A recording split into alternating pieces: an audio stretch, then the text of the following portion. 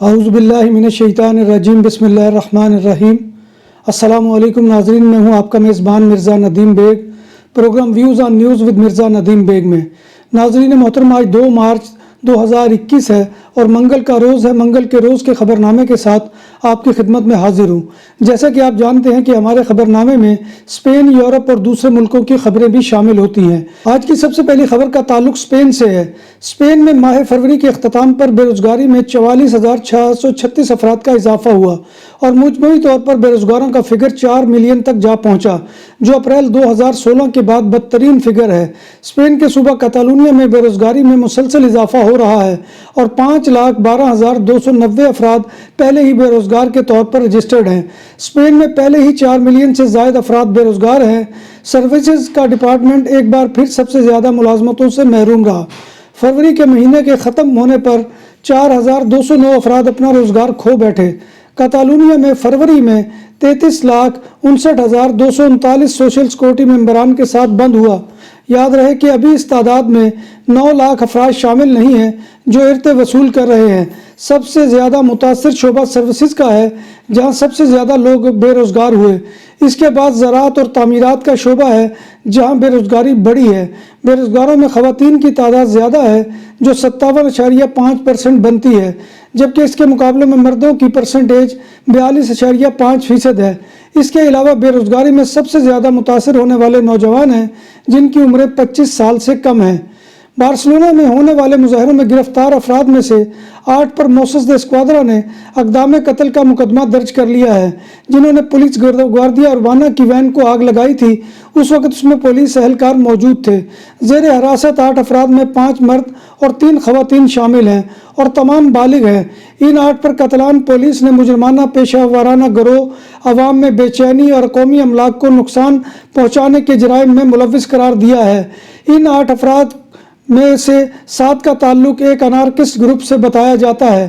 Catalan police کے مطابق جن 8 افراد کو عدالت میں پیش کیا گیا، ان میں 6 اٹالین، 1 فرانسیسی اور 1 ہسپانوی شامل ہے۔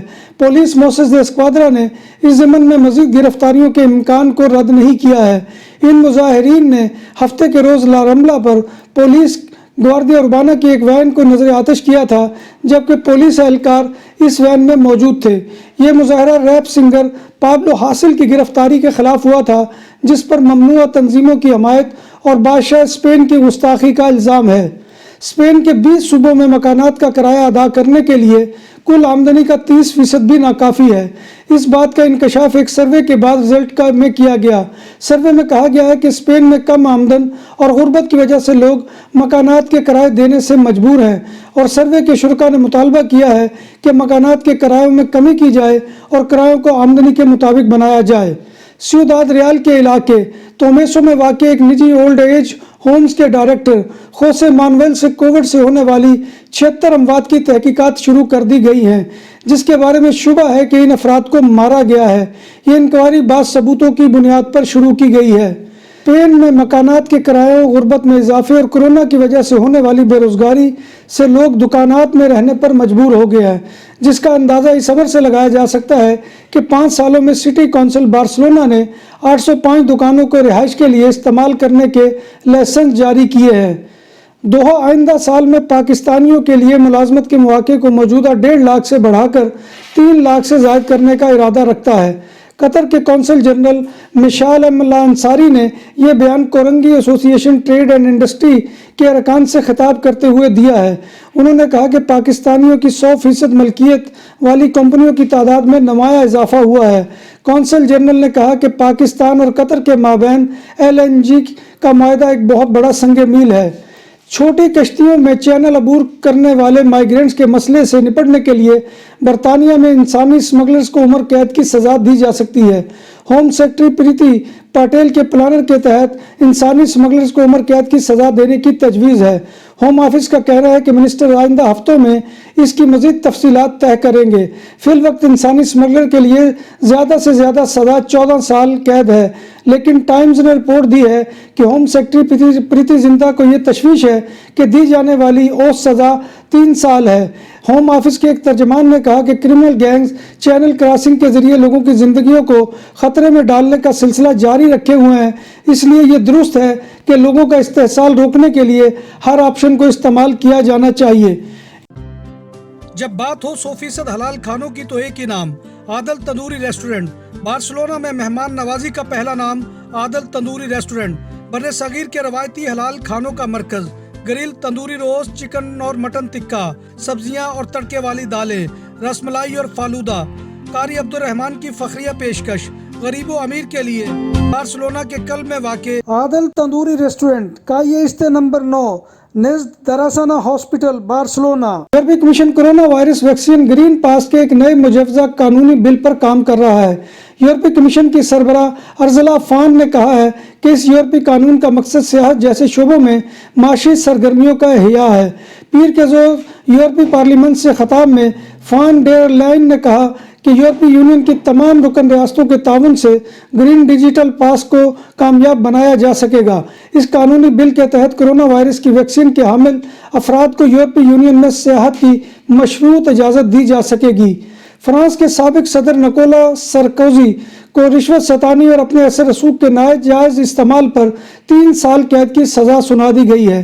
وہ 1 سال جیل میں اور 2 برس معطل سزا کے حقدار ٹھہرائے گئے ہیں۔ سابق فرانسیسی صدر پر الزام ہے کہ انہوں نے 2014 میں اپنے لیگل ایڈوائزر کے توسط سے ایک وکیل سے تفتیشی راز حاصل کرنے کی کوشش کی تھی۔ اس وقت اپیل کی عدالت کے ایڈوکیٹ جنرل تھے۔ سارکوزی نے عدالت میں اپنے اوپر عائد الزامات کو بے بنیاد قرار دیا ہے۔ فرانس کے سابق صدر نکولا سرکوزی کو رشوت ستانی اور اپنے اثر رسوخ کے ناجائز استعمال پر 3 سال قید کی سزا سنائی گئی ہے۔ وہ 1 سال جیل میں اور 2 برس معطل سزا کے حقدار ٹھہرے ہیں۔ سابق فرانسیسی صدر پر الزام ہے کہ انہوں نے 2014 میں اپنے لیگل ایڈوائزر کے توسط سے ایک وکیل گلبرٹ سے تفتیشی راز حاصل کرنے کی کوشش کی تھی۔ عالمی طبی حکام نے کورونا وائرس کی ایک نئی قسم کی شناخت کی ہے جو اس سے قبل برازیلین شہر ماناؤس میں تشخیص کی گئی تھی۔ بتایا گیا ہے کہ برطانیہ میں کورونا وائرس کی اس انتہائی متعدی شکل کے 6 مریض شناخت کیے گئے ہیں۔ سائنسدانوں کا خیال ہے کہ کورونا کی یہ قسم تیزی سے پھیل رہی ہے اور ممکنہ طور پر ان افراد کو بھی نشانہ بنا سکتی ہے جو پہلے کورونا وائرس کا شکار ہو چکے ہیں۔ برطانوی حکام کے مطابق اب تک لگ بھگ 2 کروڑ برطانوی شہریوں کو کورونا سے بچاؤ کی ویکسین کی پہلی خوراک دی جا چکی ہے۔ بھارت میں بھی کورونا ویکسین کی مہم کا آغاز جو ہے وسیع تر کر دیا گیا ہے۔ ہیلتھ ورکرز کے بعد اب ویکسین ان معمر افراد کو دی جا رہی ہے جنہیں طبی پیچیدگیوں کا سامنا ہے۔ پیر کو بھارت کے وزیر اعظم نریندر مودی کو بھی کورونا ویکسین لگوا دی گئی۔ ویکسینیشن کے دوسرے مرحلے میں 60 سال سے زائد عمر اور 45 برس سے زائد عمر کے ان افراد کو ویکسین دی جائے گی جو کارڈک پرابلم یا ذیابیطس کے شکار ہیں۔ کارڈک پرابلم یا ذیابیطس دونوں بیماریوں کے شکار افراد کو کورونا کی صورت میں جان سے ہاتھ دھو بیٹھنے کا خدشہ سب سے زیادہ ہوتا ہے۔ تازہ عوامی جائزے میں بتایا گیا ہے کہ جرمن عوام کی اکثریت کورونا وائرس کے پھیلاؤ کی روک تھام کے لیے ناف سخت لاک ڈاؤن کے خلاف ہے۔ عوامی جائزے میں صرف 26% جرمن باشندوں کے لاک ڈاؤن جاری رکھنے کے حق میں رائے دی، جبکہ صرف 9% افراد ایسے تھے جو وائرس کے پھیلاؤ کی روک تھام کے لیے لاک ڈاؤن میں مزید سختی کے حامی تھے۔ دوسری جانب اس لاک ڈاؤن میں نرمی کے حق میں 43% جرمن باشندے دکھائی دیے، جبکہ 17% کے مطابق تمام تر لاک ڈاؤن ختم کر کے حالات کو معمول کی جانب لوٹا دیا جانا چاہیے۔ آسٹریلیا میں درجنوں مہاجرین کو حراست سے آزاد کر دیا گیا۔ ان مہاجرین کو آسٹریلیا کے اس پالیسی کے تحت پابند رکھا گیا جس کا مقصد آسٹریلیا میں سیاسی پناہ حاصل کرنے کے عمل کو روکنا تھا۔ مہاجرین کی بہبود کے لیے کام کرنے والی تنظیم ریفیوجی ایکشن کولیشن کے مطابق برسبن، سڈنی اور ڈارون میں ہوٹلوں اور حراستی مراکز سے گزشتہ روز کے دوران 60 سے زائد مہاجرین کو رہا کیا گیا۔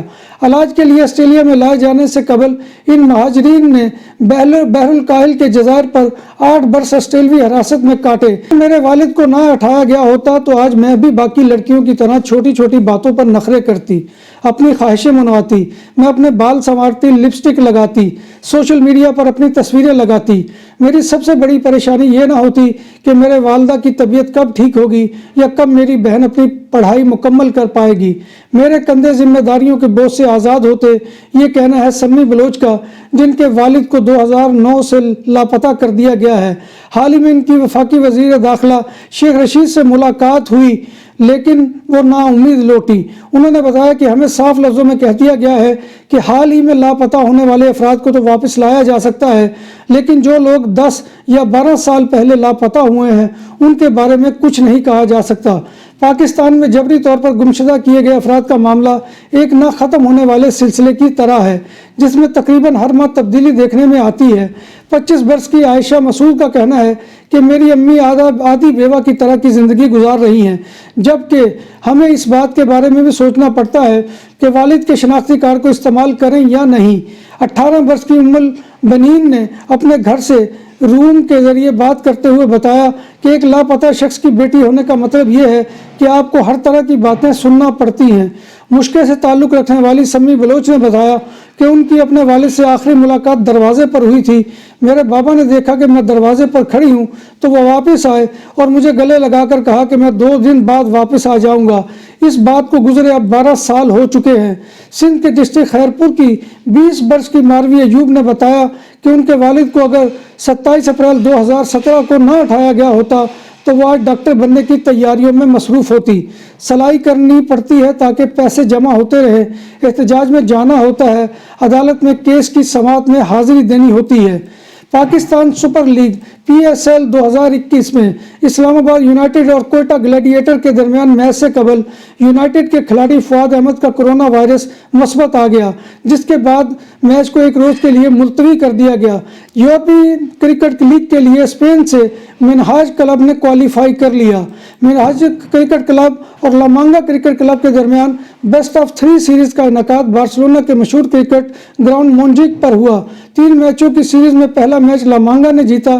پہلے میچ میں مقررہ 10 اوورز میں لا مانگا نے 95 رنز بنائے، جس کے جواب میں منہاج کلب صرف 89 رن پر آؤٹ ہو گئی۔ دوسرا میچ منہاج کلب کے نام رہا، جس میں لا مانگا کلب نے پہلے کھیلتے ہوئے 10 اوورز میں 84 رنز بنائے، جس کے جواب میں منہاج کلب نے 7ویں اوور میں 87 رن بنا کر میچ جیت لیا۔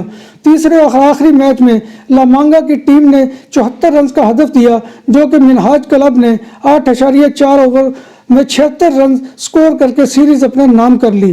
سیریز کے بعد اختتامی تقریب کا انعقاد کیا گیا، جس میں دونوں ٹیموں کے کھلاڑیوں میں انعامات تقسیم کیے گئے۔ 3 میچوں کی سیریز میں میاں محمد خالد ٹورنامنٹ کے بہترین کھلاڑی قرار پائے۔ محمد اقبال چودھری نے میڈیا سے گفتگو کرتے ہوئے کہا کہ یورپین کرکٹ کونسل نے تینوں میچوں کو براہ راست نشر کیا ہے۔